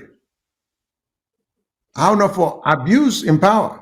So Mr. Jamboria talk about use of discretion. This is true. So the magistrate get a wide range of discretion, such as in granting bail to 1 out of 5 and deny the other ones. Okay, and I'm willing to bet maybe almost all them people here, they not get criminal record. They not engage in violence and on and on and on. So when we talk about use of discretion, we also have to be mindful of abuse of discretion, which I think is what may have transpired here. You know, so a gentleman called just now, where say in belief say there is what we could call a jurisdictional issue. Jurisdiction just simply means authority, the power. Jurisdictional issue mean this gentleman say the magistrate and the magistrate court may not have the jurisdiction, meaning the power, for set bail. That may have been true, except for the fact that there were 5 defendants or accused. It granted one bail. They are all charged of the same crime, and denied the other ones them bail completely. So if he can grant one, he must have had the authority to grant bail to the others. Exactly. So I'm not sure the gentleman we call, with the best of intention, I think say he may be wrong, and I'm not saying categorically he was wrong, but the facts are that this magistrate grants one person out of the 5 defendants bail, grant the other 4 of them. Absolutely none. I also agree for say a case like that, maybe now the High Court get the jurisdiction for what you will call enter final disposition of the matter. Maybe magistrate courts not get the power or the jurisdiction for hearing the substance of a case like that. If the defendants then plead not guilty, the magistrate might have the authority to have disposed of it if the defendant had walked into court willing to plead guilty to the offense. Now, we know say even in my own state nowadays, some of those cases involving money, the amount of money becomes a jurisdictional issue. Nowadays, an amount like that, yes, will be what we call superior court, one of the equivalent of high court. It will be matters within the domain or the jurisdiction of superior court or the high court back home. That's understandable. But the magistrate court, when we call district court, they always will have then the first court of contact. So the case will go before the district court.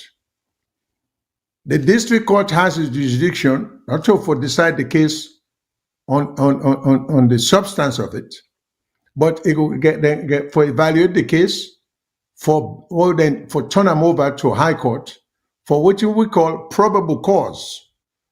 Probable cause, whether a crime has been committed to start with. And probably if the magistrate court find out, yes, number 1, a crime was indeed committed. Number 2, that what we will call jurisdictional amount. When an amount like 850,000 to win any amount, if I recall, any amount over $250,000 will be an amount that the magistrate court, when I am a district court, not get the jurisdiction for listen to the substance, and can take a plea. A plea, if the defendant goes to court and say, I waive my rights, I plead guilty, I don't want to fight this case, I don't want to go to jail, and lawyers strike a good deal, which is another form of practice back home, which we need badly, very badly, for do away with the congestion. Not all, first of all, Sierra Leone don't get the manpower, not even the training for take every case to court and try. So when the government bring them cases there, this is where the bar has to be useful. But the bar is not going to be useful because then they too lack exposure to a sophisticated system. And let me deal with that. It's not enough for we lawyer them for kind of America, for go get certificate in Harvard, na Georgetown, na New York University, na Yale. It is not enough to get a certificate and go back home. You have learned nothing about the system of law and how justice and law is dispensed in this country. What is enough is that the fact that what is enough is for you to come here and learn the practical aspect of the dispensation of justice in America. So for go get a certificate, you go back home, you're just as ignorant, you have nothing to contribute when you go back home. Yeah, you get credentials on the wall, but what are you going to add to the system for improvement? This is what is lacking in Sierra Leone. But if we lawyers and can't look, you don't get for can't take training. Over the years, I made repeated offer. I hope the control room can just left this thing on the screen right now. Please leave it right where it is. let me just finish this comment. If we lawyers them go be encouraged, and this is something where Chief Justice and the Chief Justice get a power there, and the heads of the Bar Association. Now the reason they were to go with the rig election, forget president of the Bar Association. There are so many good things the Bar Association can do. Okay, try for encourage lawyers them for Kanaya. When they come, they don't have to come, but when they come, I am yet to see one Sierra Leonean lawyer. I am yet to see, and I would love for them to call me on this show or anytime. Tell me you've been to America, you to practice law in Sierra Leone, where you can where you can visit. You really took the time and go to any of the court system, regardless of whatever state you go, and show some interest and watch a trial. When I went to England for the first time from the United States, I went with a group of American lawyers. First on our agenda was to go to Old Bailey, where you get the Inns of Court with the courthouse and everything set up, and introduce yourself and tell them we're interested in watching trials. Because we want to see how lawyers then they conduct themselves, how the judges rule on motions, how good are they in the understanding of the rules of evidence, and for those understanding your procedure. We went there. First day we spent in a court. Just watch trial. Okay. Now I challenge Sierra Leonean lawyers, them all them big name lawyers, and we on this issue. The big names don't want them, and I mean the big name lawyers. Think of any of them. Let them tell you which 10 the kind of America are. The one way they make big money and they come every evening and go back home. Can't sleep now and go back home. They get that much money. Let them tell you when they don't kind of and watch a full-scale trial for even a day. When have they expressed interest for any fellow lawyers or their colleague? I made offers to lawyers, and the offers still stand. Can I mistake? You look for me, I will take you around. I will take you from the Supreme Court of the state to the Court of Appeals, to with the lowest court now. I try to educate you. Not because you don't know anything, you know a lot, but because you need, this is a better, more sophisticated system than what you want to get. If you want to improve the system, come in line and take back something substantive, something of value, we'll add to what you would do. So with problem in Sierra Leone today, everybody feels say they don't land book done, we don't get degree. Lawyers then think they no need for know anything else. Doctors then feel the same way. Now this country, as long as you are actively practicing, no matter how, I've been in the business, it's almost 50 years now. I am required to take 12 credit hours every year. Not when I say I mean people in the category. I don't talk about the number of years of practice from the time you pass the bar. Okay, you get for take 12 hours of practice of what you would call continuing legal education, 12 credit hours every year. And it's so heavily controlled. If you not take them, that result did not meet the bar, and they remind you one time, say, hey, you only take 9, you need 3 more. Then go back, they remind you again, maybe 1 or 2 months later, and the third thing and the threat, you say, if you don't come up with that credit today, we'll suspend your license. Yeah. It's a requirement.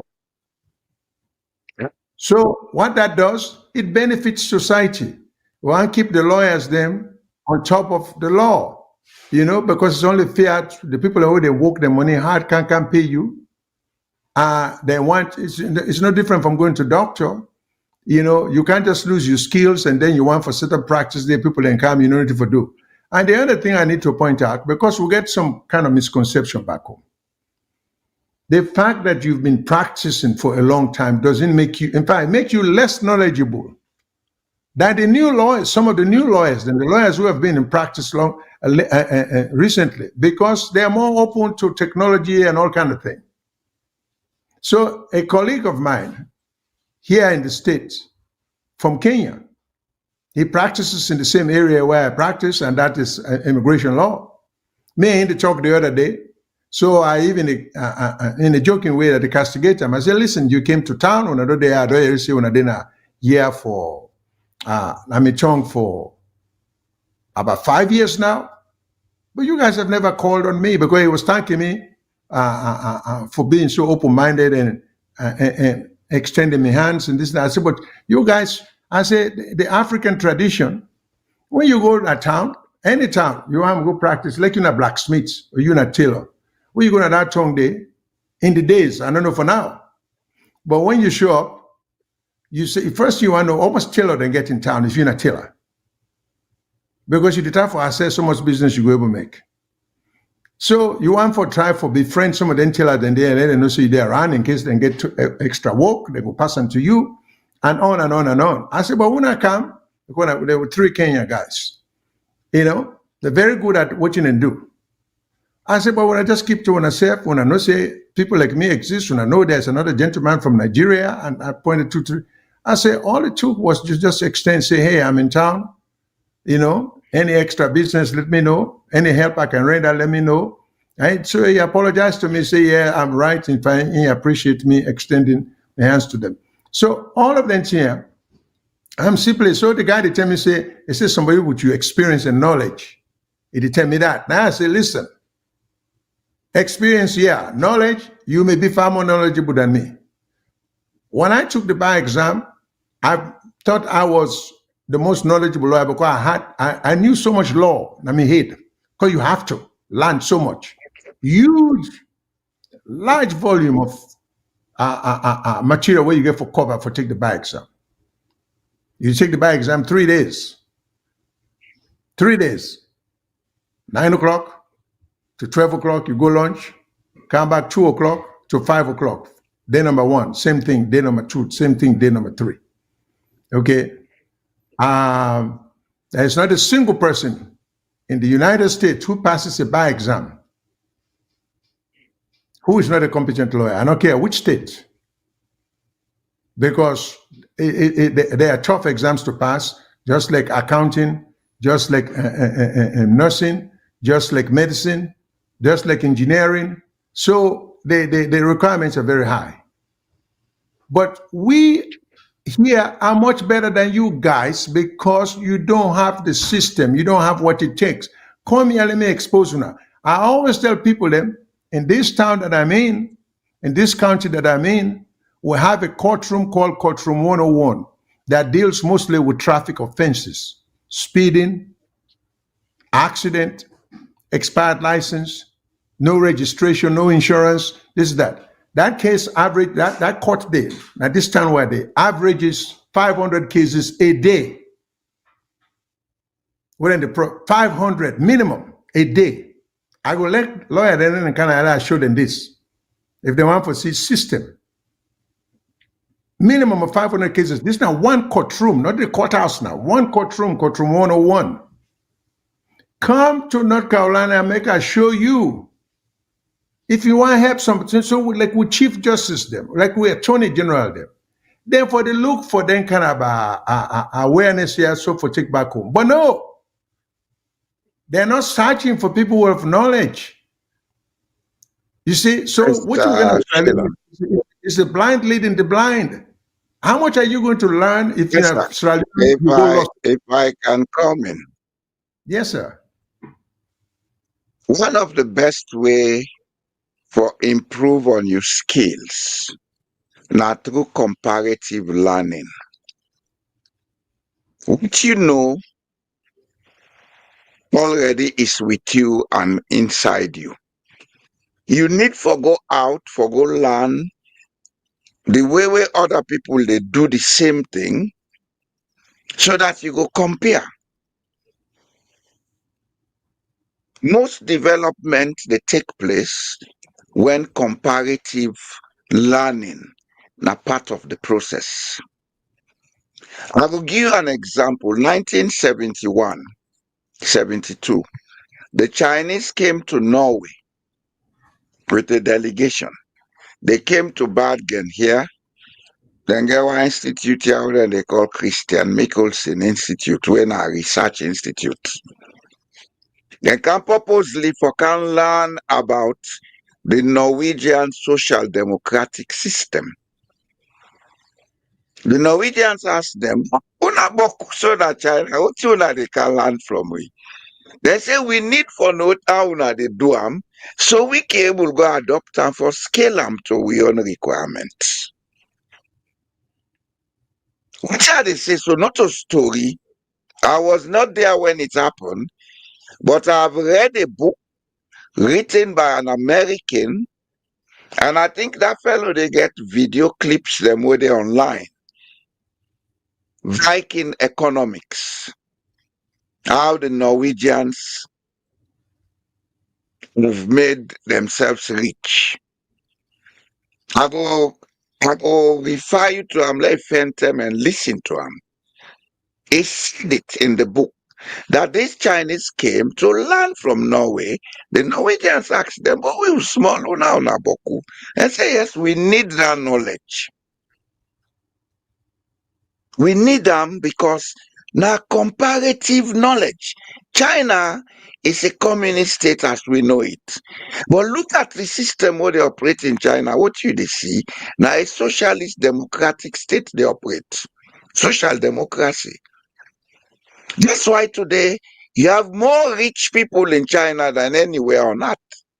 Because they have converted capitalism for suit them purpose.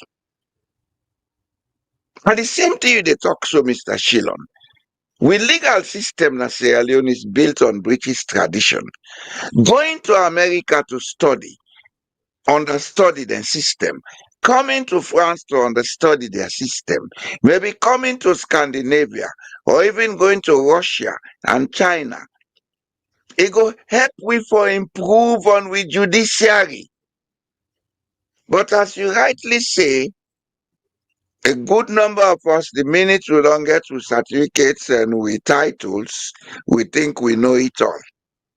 Even me and you would talk, so if we call them to advise them, they will feel it's an insult. Even though we go out for do them in good intention. That's why I've said, nobody not call me to meeting. Because now they're all over the place calling people to meetings. They want to come and preach the gospel of damnation for make we listen. But they don't listen to we. Call me to meet. If you want me advice, can call me. They'll talk privately. And if you are not ready to listen to me, you have nothing to lose. Come and tell me what you know. Because what you know is not working. If it was working, there will not have been poverty in Sierra Leone. We get for upgrade in Sierra Leone. We get for put down with ego. Because what you see happen in Sierra Leone, now egoistic ignorance. Oh yeah, we have people too that much. feel say their ego so big that they're not for learn new things from other people. So they always they wallow in ignorance and they mislead what they want for do. Using bad discretion, poor discretion, etc., etc. At the end of the day, then when they take their decisions, they suffer. But they don't seem to know it.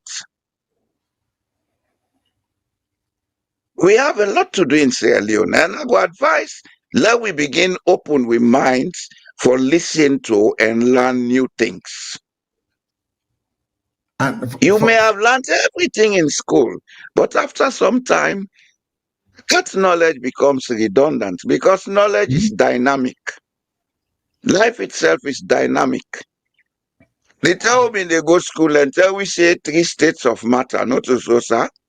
Yes, sir. Solid, liquid, and gas. Today they are talking about 5 states of matter. You want to tell me say that is 3 states of matter still valid? They're not valid again.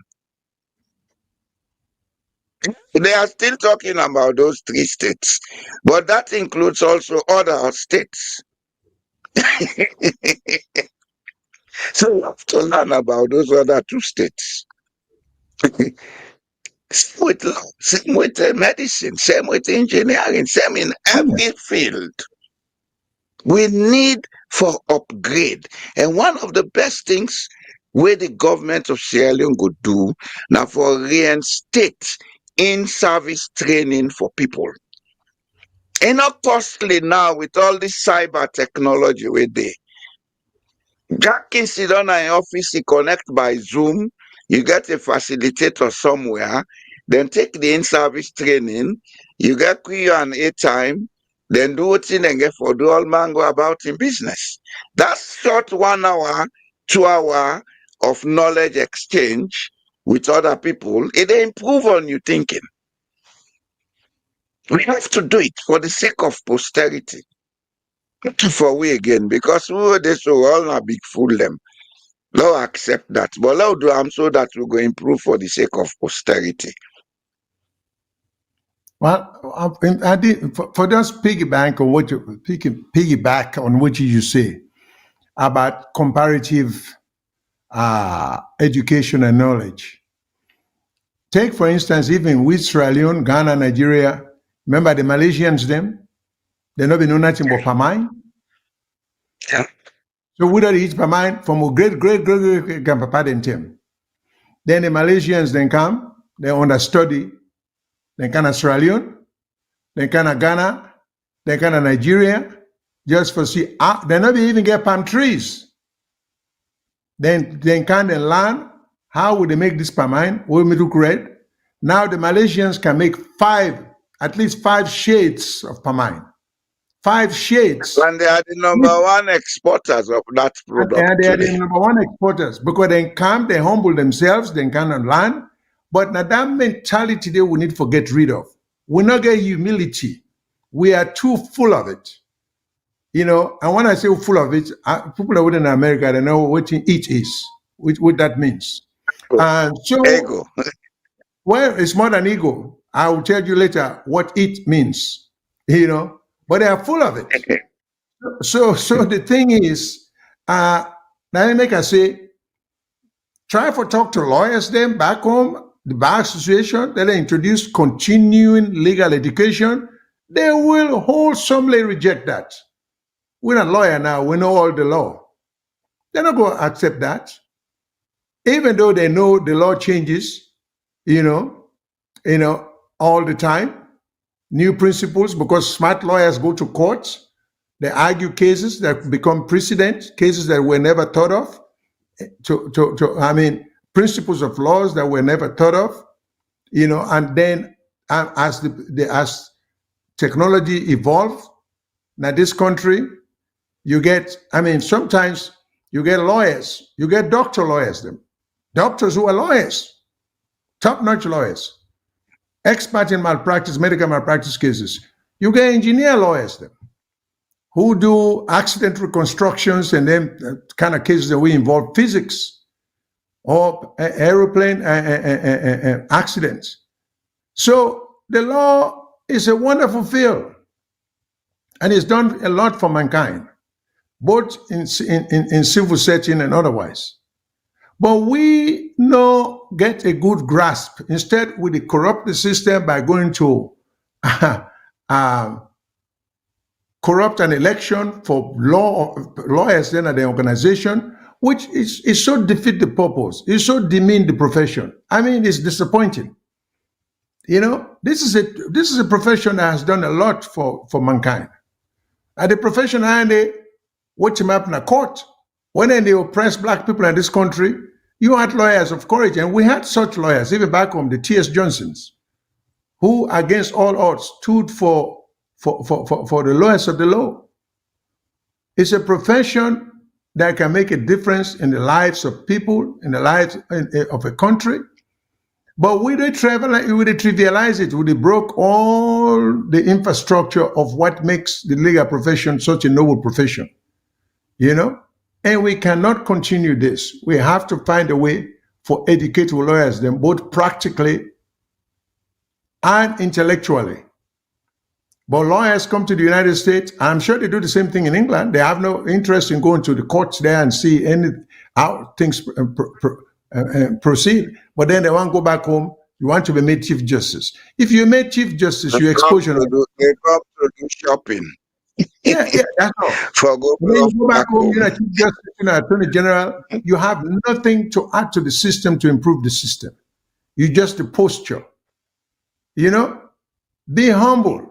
Reach out, ask for suggestions, for advice, because America didn't get to where it is by being at una standard. This is a great country that has a lot to offer, and so are many other countries abroad, and so even as some African countries. But arrogance is not going to allow una, and greed, because some of them are greed, are motivated by greed. Get the courage for say, when they tell you for write a constitution, say, yeah, me not the attorney general, but me not the expert on constitutional law. But I can lead the team. I can find the best and the brightest for do such and such and so. When they say write cyber law, you don't necessarily if you just grab and just write cyber law, you don't get no specialty in cyber law and that kind of a thing. But this is what is killing us. We don't even know the trend. Like the example, Mr. Jamboria Gee, this comparative thing. I went to the University of North Carolina at the dental school, where they accept people and they get a program. Many years ago, I was trying to get a teeth implant. They run into people from all over the world.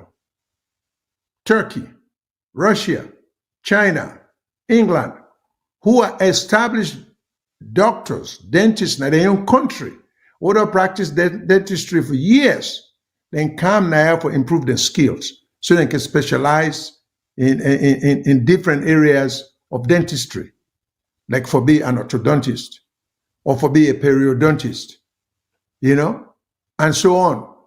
Because in dentistry, they get, you get even oral surgeons. Not all dentists they can operate, will go for do root canal or anything in there. So because it's a form of surgery.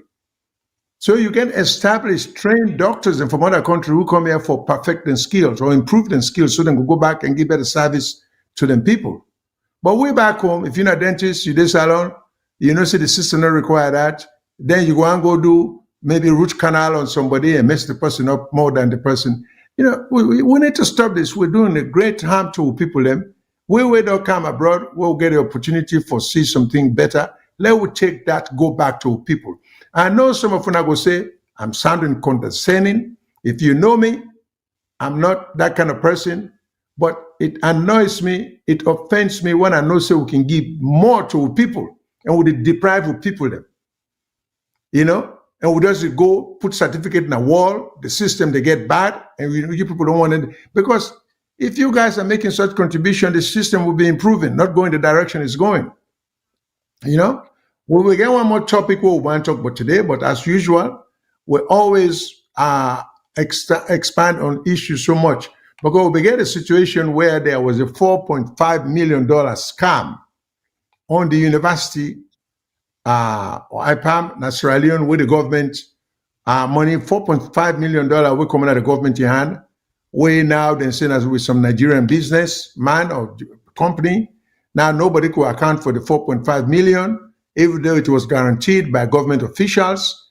The money is unaccounted for. We were going to talk on that, but it's such an important topic. We want to save that for another time. Now, of course, with sister programs them, that done by Mr. Kagbo, who producer, and I'm sure by Matilda Cole. They will, or they have already spoken about this thing. But you see, I'm not the same audience we get. So one topic we all can deal with at different times. But this is very important. That was another thing we're going to touch on. For see, how is it that $4.5 million was signed for and guaranteed by the government, approved by Parliament. Then now they say the money is gone. We don't know who has it. So that was something we'll elaborate on. But some of the issues there are so interesting and important that we want to give people a fair shake, make themselves listen to it. So we're not able to get to that because we already have done our 2-hour show. So the time is up. So that's the topic we'll get to next time around. Well, let me see if my co-hosts get anything else for add to today's broadcasting, and so then we'll go wrap it up. Not much, actually. And I think we dealt with this topic today in depth. Because the issue at hand is not about the accused or the accuser, but about how the system works and what is wrong about how the system works. And I think we have dealt with that, and we don't give our own bit of advice. Our role here is to advise what needs to be done. If they go by it, fine. If they don't go by it, well, in life, you get what they call the law of polarity, cause effect. You do something, there is a consequence to it. If you do it well, you enjoy the benefits. If you do it badly, then you enjoy the suffering. And the point I think we get for begin make clearly to people in public offices. You may think being up there, you are safe from all the consequences where they come with doing things badly. You are not. You are not. Anyhow, anyway, it get to affect you. We don't need people to take guns to run after you. But if you don't take care of your environment properly, it gets overpolluted. Disease they come where you not get to run away from. When Ebola been kind of Sierra Leone, kill people up there, like I kill people and there. It will come because of we collective recklessness. Be assured it's going to affect you one way or the other. So it's best we begin to look at how we can do the good for make things then work in the best way. We go make life improve. Like that way show just now, Mr. We been show me Mr. Shyllon about Mauritius. Yeah, that's another topic we left out. I don't know if we will get yeah, not just show that picture, let them see, because it relates with what you had to say. Okay, can Because they let the producer show that short clip, yeah, a very short clip. Yes, very short. Because the people of Mozambique, those in authority, what they say Mauritius, then care for do the good. Look at a nation that has only tourism and sugar production, how neat and developed it is. As they tell you say no to Europe. Go to Cape Verde in West Africa. Cape Verde is one country you can consider a desert country because they don't get clean water for drink. The water then they use now Cape Verde for drink now other than the other. The water where they locally maybe is good for washing because it's very salty. Cape Verde more or less imports almost everything where then they use. But it's one of the most clean and organized countries where you go meet in West Africa. Doing the good and doing it for the common benefit is always on the better side. This issue about a few people wanting to have all the money, building all the houses, buying all the expensive cars, if they think it's the way they can do things and it will not affect them when things collapse, they're making a big mistake. It's anyhow we be. It's like way now, then they draw at the wall, all man, the afraid say, we may go into a nuclear catastrophe, which I'm sure we will not. Because at the end of the day, whoever get for press that button, they consider say, if I do this myself, they die, solar left. Pass if he crazy so. If the person crazy, he go do it. But if he's sober, he not go do. So let's look at life in that same principle, on that same platform in Sierra Leone. For such a small country, let us begin to adapt doing the good. Because at the end of the day, the good consequences comes back to all of us. So create a stable economy, like we are going to discuss next week with Botswana and these places, you dey see say the standard of living they go up. When the standard of living go up, there is more consumption. Where there is consumption, there is more commerce. So you get more billionaires. It's simple. Because some people decided to do the good. But now that we have people keeping $850,000 in a house, and there is no circulation of wealth, then there is mass poverty. The consequence is somebody thief am. Now they can't discuss and not for discuss, not all business. But because we don't do the bad, now it's our business.